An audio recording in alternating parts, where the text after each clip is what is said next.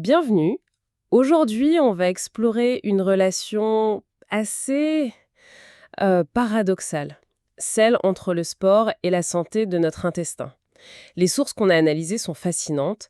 Elles montrent comment cette activité physique qu'on voit toujours comme bénéfique peut en fait se retourner contre notre système digestif. L'idée, c'est de comprendre où se situe la bascule. Et si on commence par le début, tout va bien. Le sport modéré, c'est un vrai cadeau pour notre intestin. Ça améliore la diversité du microbiote, ça réduit l'inflammation, bref, ça le rend plus fort, plus résilient. Exactement, plus résilient. C'est le mot juste. Mais, et c'est là que tout se joue, il y a un seuil, un point de bascule. C'est vraiment l'intensité, la durée de l'effort qui peuvent transformer cet allié en quelque chose de plus problématique. C'est ça qui est fou. Et ce qui m'a vraiment frappé dans une des études, c'est la rapidité du phénomène. On ne parle pas de marathonien de l'extrême là. Une course de 90 minutes à un rythme soutenu, eh bien ça suffit déjà à augmenter la perméabilité intestinale. Oui. Et au-delà de 2 heures, on peut carrément déclencher ce que les scientifiques appellent le syndrome gastro-intestinal induit par l'exercice. Et la mécanique derrière est passionnante en fait. Le mécanisme principal, c'est presque une question de logique corporelle. Pendant un effort vraiment intense, le corps doit prioriser. Il va envoyer le sang en priorité vers les muscles bien sûr, et vers la peau pour évacuer la chaleur. D'accord, pour l'effort et le refroidissement. Voilà. Et du coup, qui trinque le système digestif. Il reçoit moins de sang, moins d'oxygène. C'est ça, la moindre perfusion viscérale. Donc, si je comprends bien, on affame un peu notre intestin pour pouvoir courir plus vite. C'est une excellente image. C'est exactement ça. Et ce manque d'oxygène, ça fragilise les cellules de la paroi. Et à ça, on ajoute un deuxième problème.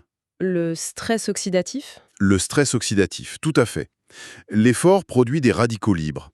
Pensez à ça comme de la rouille, mais au niveau cellulaire.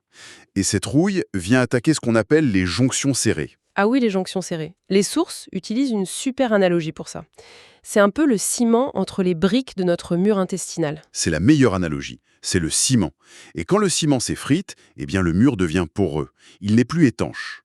Et là, le vrai problème commence. La translocation bactérienne. Exactement. Des morceaux de bactéries, comme le LPS, qui devraient rester bien sagement dans l'intestin, se retrouvent à passer dans la circulation sanguine. Attends. Des morceaux de bactéries qui se baladent dans le sang, j'imagine que ça ne donne pas juste un petit mal de ventre. Les conséquences sont plus larges, non? Bien plus large, oui. À court terme, ce sont les symptômes que beaucoup de sportifs connaissent. Crampes, nausées, diarrhée.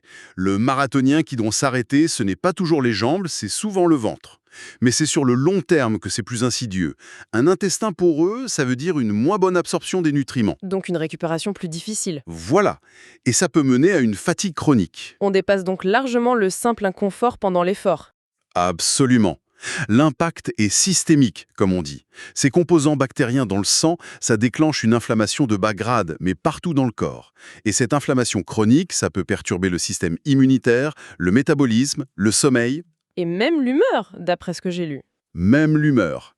Et chez certaines personnes, ces agressions répétées créent un terrain digestif qui est fragilisé en permanence. Avec des ballonnements, des sensibilités.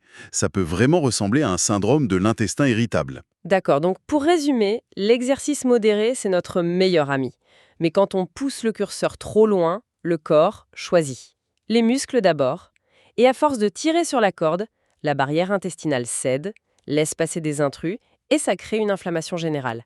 Le sport, qui est censé nous renforcer, devient une source de fragilité. C'est la conclusion. Et ça nous laisse avec une pensée, une question un peu provocatrice pour la suite.